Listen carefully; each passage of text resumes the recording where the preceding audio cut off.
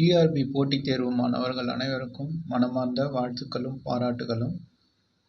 நாம் இந்த வகுப்பில் பிஇஓ தேர்வு பாடத்திட்டத்தில் கொடுக்கப்பட்டுள்ள அடுத்த தலைப்பை பார்க்கலாம் நண்பர்களே. அதாவது சென்ற வகுப்பில் சென்ட்ரல் விஜிலன்ஸ் கமிஷன் என்பதை பற்றி பார்த்திருந்தோம். அதாவது மத்திய ஊழல் கண்காணிப்பு ஆணையம் என்பதை பற்றி பார்த்திருந்தோம். அதற்கடுத்து இந்த வகுப்பில் சிபிஐ அதாவது சென்ட்ரல் புரூ ஆஃப் இன்வெஸ்டிகேஷன் மத்திய லஞ்ச ஒழிப்புத்துறை என்பதை பற்றியும், லோக்பால் அண்டு லோக் ஆயுக்தா என்ற 2 நீதி அமைப்புகளை பற்றியும் இந்த வகுப்பில் பார்க்கலாம் நண்பர்களே. இது சிறிய தலைப்புகள் தான் உங்கள் பாடத்திட்டத்தில் கொடுக்கப்பட்டிருக்கிறது. எனவே அதை பார்க்கலாம். முக்கியமாக நாளை டெட் தேர்வு எழுத செல்லும் மாணவர்கள் அனைவருக்கும் மனமார்ந்த வாழ்த்துக்கள். அதற்கடுத்து சண்டே பேப்பர் 2 எழுத செல்லும் மாணவர்கள் அனைவருக்கும் மனமார்ந்த வாழ்த்துக்கள் நண்பர்களே. அதாவது உங்களுடைய நுழைவுச்சீட்டில் அதாவது ஆல் டிக்கெட்டில் சொல்லப்பட்டுள்ள அடையாளங்களை எடுத்து செல்லுங்கள். அதாவது ஆதார் அட்டை, பேன் கார்டு போன்ற சிலவற்றை ஏதேனும் ஒன்றை எடுத்து வர சொல்லி இருக்கிறார்கள். அதில் ஏதேனும் ஒன்றை எடுத்து கொள்ளுங்கள். அதற்கடுத்து உங்களுடைய பாஸ்போர்ட் சைஸ் ஃபோட்டோ ஒன்றை எடுத்து செல்லுங்கள். அதுபோக பிளாக் பால் பாயிண்ட் பென் அதாவது கருப்பு நிற பந்து முனை பேனா என்று சொல்லுவார்கள், அதை எடுத்து செல்லுங்கள் நண்பர்களே. தேர்வு கூடத்திற்கு அரை மணி நேரம் முன்பாகவே சென்று விடுங்கள். அதாவது 8:30 மணிக்கு தேர்வு கூடத்தில் அனுமதிப்பதாக சொல்லியிருக்கிறார்கள். நீங்கள் 8 மணிக்கே முடிந்தவரை தேர்வு மையத்தை சென்று விடுங்கள் நண்பர்களே. கடைசி நேர பதட்டத்தை தவிர்ப்பதற்காக முன்கூட்டியே தேர்வு மையத்துக்கு சென்று விடுங்கள். நீங்கள் அனைவரும் டெட் தேர்வில் தேர்ச்சி பெற்று அதற்கடுத்து வரக்கூடிய தேர்வுகளை எழுதி அரசாங்க அதிகாரியாக வேண்டும் என்று மனமாற வாழ்த்துகிறேன். இப்பொழுது பாடத்திற்கு செல்லலாம். அதாவது பிஇஓ தேர்வுக்கான பயிற்சி வகுப்புகளை தொடர்ந்து பார்த்து வருகிறோம். அதனுடைய தொடர்ச்சியாக இன்று சென்ட்ரல் புரூ ஆஃப் இன்வெஸ்டிகேஷன் மிக முக்கியமான தலைப்பு நண்பர்களே. அதாவது சிபிஐ என்று சொல்லக்கூடிய சென்ட்ரல் புரூ ஆஃப் இன்வெஸ்டிகேஷன் மத்திய லஞ்ச ஒழிப்புத்துறை, இது எப்போது ஏற்படுத்தப்பட்டது என்று கேட்பார்கள். 1963ஆம் ஆண்டு ஏற்படுத்தப்பட்டது. யாருடைய பரிந்துரையின் பேரில் என்று கேட்பார்கள் நண்பர்களே. சந்தானம் அவர்களுடைய பரிந்துரையின் பேரில் ஏற்படுத்தப்பட்டது.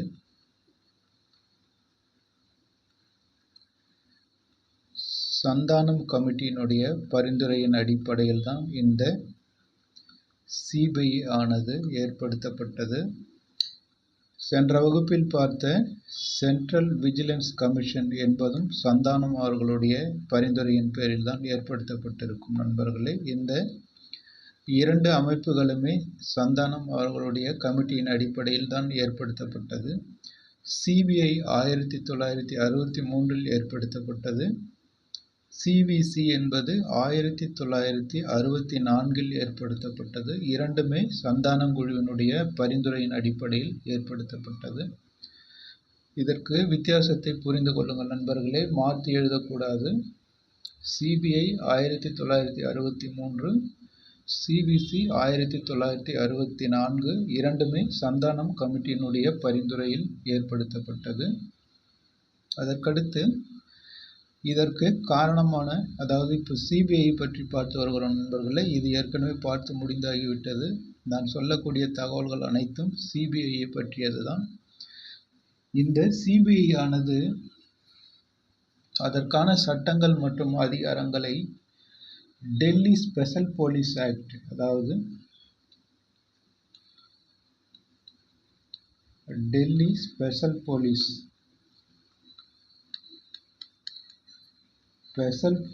ஆக்ட் 1946 என்ற சட்டத்திலிருந்து சிபிஐக்கு தேவையான அதிகாரங்களை பெற்றுக்கொள்கிறது நண்பர்களே. சிபிஐக்கு முன்பாக இருந்த ஒரு அமைப்பு டெல்லி ஸ்பெஷல் போலீஸ் ஆக்ட்.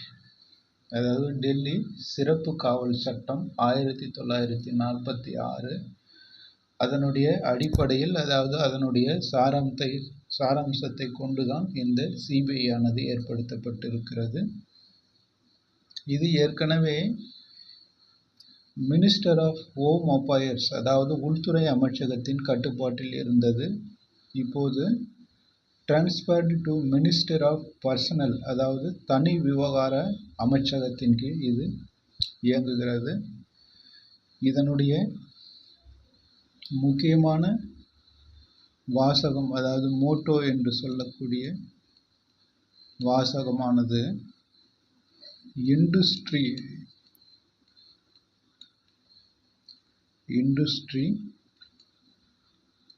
இம்பார்ட்டியாலிட்டி,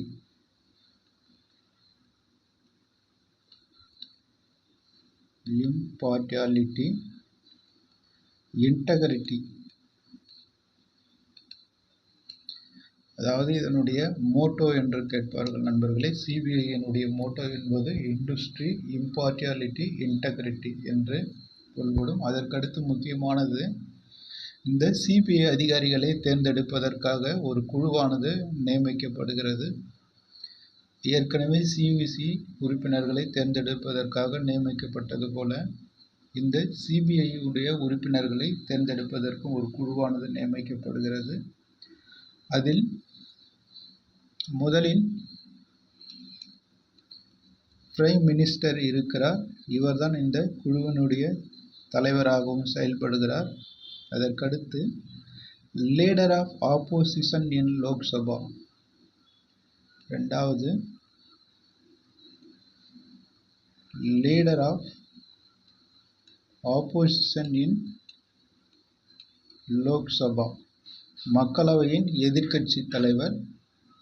அதற்கடுத்து மூன்றாவதாக சீஃப் ஜஸ்டிஸ் ஆஃப் இந்தியா, அதாவது சீஃப் ஜஸ்டிஸ் ஆஃப் இந்தியா, உச்ச நீதிமன்ற தலைமை நீதிபதி நண்பர்களே. உச்ச நீதிமன்ற தலைமை நீதிபதி, அதாவது சீஃப் ஜஸ்டிஸ் ஆஃப் இந்தியா என்றால் உச்ச நீதிமன்ற தலைமை நீதிபதி என்ற அர்த்தம். அதாவது இந்த சிபிஐ அதிகாரிகளை தேர்ந்தெடுப்பதற்காக நியமிக்கப்பட்ட குழுவில், அதாவது 3 மெம்பர் கமிட்டி என்று சொல்வார்கள். 3 மெம்பர் கமிட்டி என்று சொல்வார்கள். அதில் முதலில் பிரைம் மினிஸ்டர், அவர்தான் அந்த குழுவிற்கு தலைவராக இருக்கிறார். அதற்கடுத்து லீடர் ஆஃப் ஆப்போசிஷன் இன் லோக்சபா, மக்களவையின் எதிர்க்கட்சி தலைவர். அதற்கடுத்து சீஃப் ஜஸ்டிஸ் ஆஃப் இந்தியா, உச்ச நீதிமன்றத்தின் தலைமை நீதிபதி. இந்த 3 நபர்கள் அடங்கிய குழுதான் சிபிஐ அதிகாரிகளை தேர்வு செய்து குடியரசுத் தலைவருக்கு அனுப்பும். அவர் இந்த பரிந்துரைகளை ஆய்வு செய்து தகுதி இருந்தால் அவர்களை சிபிஐ அதிகாரியாக நியமிப்பார் நண்பர்களே. அனைத்து நியமனங்களும் குடியரசுத் தலைவரால் தான் மேற்கொள்ளப்படும். சென்ற வகுப்பிலே சொல்லியிருக்கிறேன், பார்க்காதவர்கள் பாருங்கள் நண்பர்களே. அதற்கடுத்து சிபிஐ அதிகாரியினுடைய பணிக்காலம் என்று பார்த்தால் 2 ஆண்டுகள், அதாவது 2 years மட்டுமே. அதாவது இவர்கள் 2 ஆண்டு காலத்திற்கு மட்டுமே இந்த பணியில் தொடர முடியும். அதற்கடுத்து மறு நியமனம் இவருக்கு கிடையாது நண்பர்களே. 2 ஆண்டு காலம் முடிந்ததும் இவர்கள் பதவியை விட்டு விலகிவிட வேண்டும். அதுதான் இந்த சிபிஐயினுடைய ஒரு முக்கியத்துவமானது. அதாவது சிபிஐ பற்றிய முக்கியமான தகவல்கள் இதுதான் நண்பர்களே. 1963 ஏற்படுத்தப்பட்டது. சந்தானம் குழுவினுடைய கமிட்டியின் அடிப்படையில் ஏற்படுத்தப்பட்டது. இதற்கான சட்டங்கள் மற்றும் அதிகாரங்கள் டெல்லி சிறப்பு காவல் சட்டம் 1946 எடுத்துக்கொள்கிறது. அதற்கான உத்வேகம் அல்லது மோட்டோ என்று சொல்லக்கூடிய வாசகம் இண்டஸ்ட்ரி, இம்பார்ட்டியாலிட்டி, இன்டெகிரிட்டி ஆகும். அதற்கடுத்து சிபிஐ அதிகாரிகளை தேர்ந்தெடுக்கக்கூடிய கமிட்டியில் உள்ள உறுப்பினர்கள் பிரைம் மினிஸ்டர், லோக்சபாவினுடைய எதிர்க்கட்சி தலைவர், உச்ச நீதிமன்ற தலைமை நீதிபதி. இந்த 3 நபர்கள் அடங்கிய குழுதான் சிபிஐ அதிகாரிகளை தேர்வு செய்து குடியரசுத் தலைவருக்கு அனுப்பும். குடியரசுத் தலைவரால் இந்த சிபிஐயினுடைய அதிகாரிகள் நியமிக்கப்படுகிறார்கள் நண்பர்களே. இதுதான் இதில் உள்ள முக்கியமான தகவல்கள். அதற்கடுத்த தலைப்பு, இதெல்லாம் சிறு சிறிய தலைப்புகள் தான் நண்பர்களே. கேள்விகள் இதிலிருந்து தான் கேட்பார்கள். அதற்கு அடுத்த தலைப்பு லோக்பால்.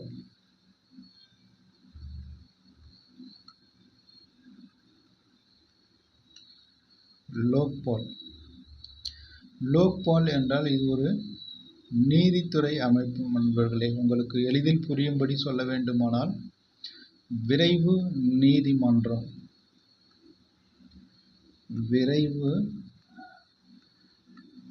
விரைவு நீதிமன்றம்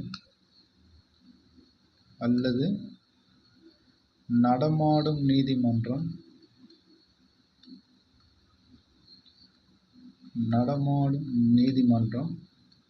அல்லது மக்கள் நீதிமன்றம்.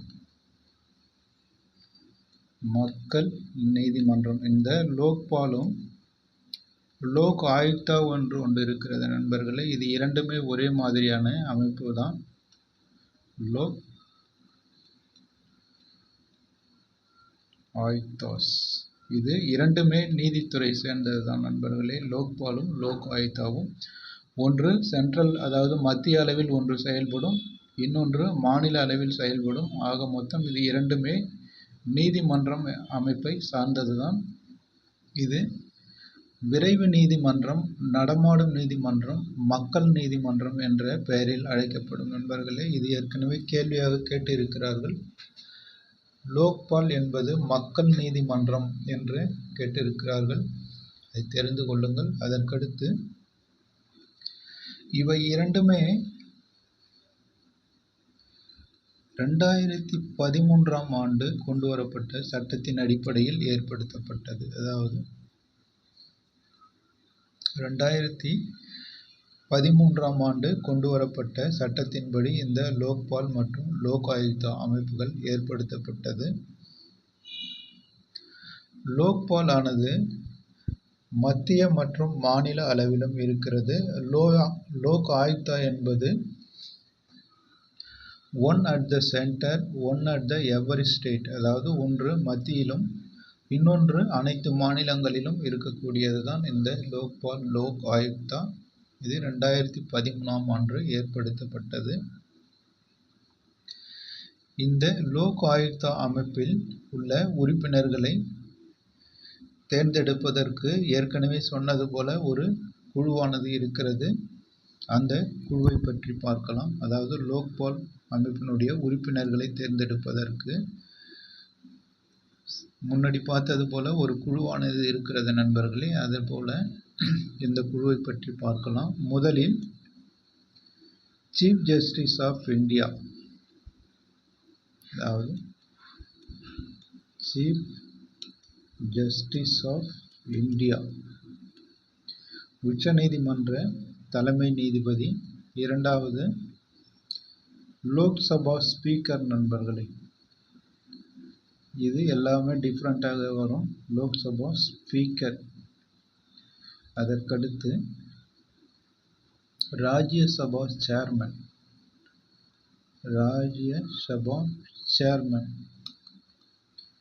இதற்கு முன்பாக பார்த்தது அனைத்துமே பிரதமர் மற்றும் எதிர்கட்சி தலைவர் என்று வரும்.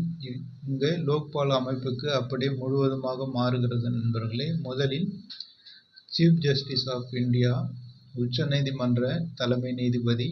அதற்கடுத்து லோக்சபாவினுடைய ஸ்பீக்கர், அதாவது மக்களவையினுடைய சபாநாயகர் இங்கு வருகிறார். இதற்கு முன்பாக பார்த்ததில் லோக்சபா ஆப்போசிஷன் லீடர் வருவார். இந்த லோக்பாலுக்கு மட்டும் லோக்சபா சபாநாயகர் வருகிறார், அதாவது மக்களவையினுடைய சபாநாயகர். அதற்கடுத்து மாநிலங்களவையினுடைய தலைவர், சேர்மன் என்று சொல்லக்கூடிய ராஜ்யசபாவினுடைய தலைவர். இந்த 3 உறுப்பினர்களும் லோக்பால் அமைப்புக்கு தேவையான உறுப்பினர்களை தேர்ந்தெடுக்கிறார்கள். அவர்கள் வழக்கம் போல குடியரசுத் தலைவரால் நியமிக்கப்படுவார்கள். அதற்கடுத்து இந்த லோக் ஆயுக்தா ஆனது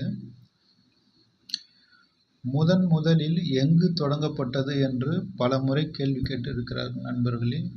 பிஇஓ தேர்விலும் கேட்பதற்கு வாய்ப்பு உண்டு. அதாவது இந்த லோக்பால் அமைப்பு முதலில் எங்கு தொடங்கப்பட்டது, அதாவது தோற்றுவிக்கப்பட்டது என்று கேட்பார்கள். மகாராஷ்டிரா 1971. அதாவது இந்த லோக் ஆயுக்தா அமைப்பானது முதலில் மகாராஷ்டிரா மாநிலத்தில் 1971ஆம் ஆண்டு ஏற்படுத்தப்பட்டது. இது டிஎன்பிஎஸ்சியில் அடிக்கடி கேட்கக்கூடிய கேள்வி நண்பர்களே. பிஇஓ தேர்விலும் கேட்பதற்கு வாய்ப்பு இருக்கிறது, தெளிவாக புரிந்து கொள்ளுங்கள். அதாவது லோக் ஆயுக்தா அமைப்பு அல்லது விரைவு நீதிமன்றம் என்ற அமைப்பு முதலில் எங்கு தொடங்கப்பட்டது என்று கேட்பார்கள். 1971 மகாராஷ்டிராவில் தொடங்கப்பட்டது. இதில் இன்னொரு குழப்பமான கேள்வியும் இருக்கிறது நண்பர்களே, அதையும் கேட்பார்கள்.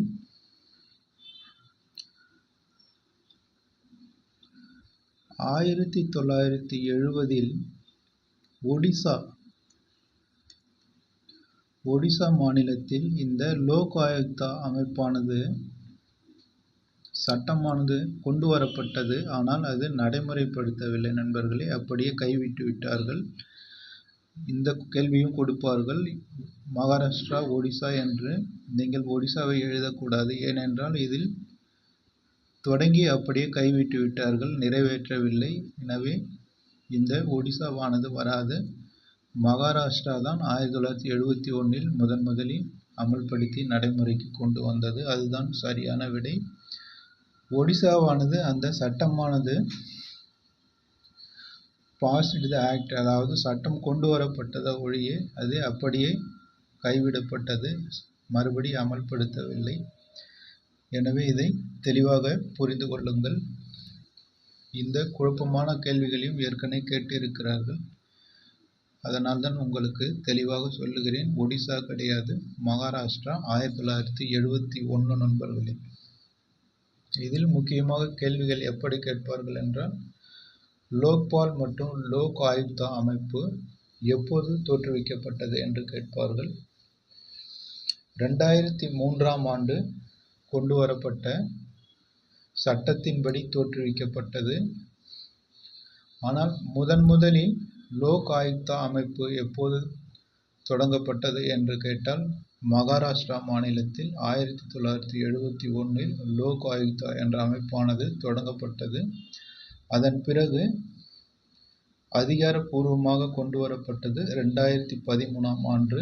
லோக்பால் மற்றும் லோக் ஆயுக்தா என்ற சட்டம் அனைத்து மாநிலங்களிலும் நடைமுறைக்கு கொண்டு வரப்பட்டது நண்பர்களே. அதுதான். அதற்கடுத்து இந்த லோக்பால் உறுப்பினர்களை தேர்ந்தெடுக்கக்கூடிய குழுவில் உள்ளவர்கள் chief justice of India, Lok Sabha speaker, Rajya Sabha chairman, அதாவது உச்ச நீதிமன்ற தலைமை நீதிபதி, மக்களவை சபாநாயகர், மாநிலங்களவையின் தலைவர். அதாவது மாநிலங்களவையின் தலைவர் என்னும்போது துணை குடியரசுத் தலைவர் நண்பர்களே. இது பதவியின் மூலம் கிடைக்கக்கூடிய ஒரு இது. ராஜ்யசபாவினுடைய சேர்மனாக இருக்கக்கூடியவர் துணை குடியரசுத் தலைவர். இந்த கேள்வியும் ஏற்கனவே கேட்டு இருக்கிறார்கள்.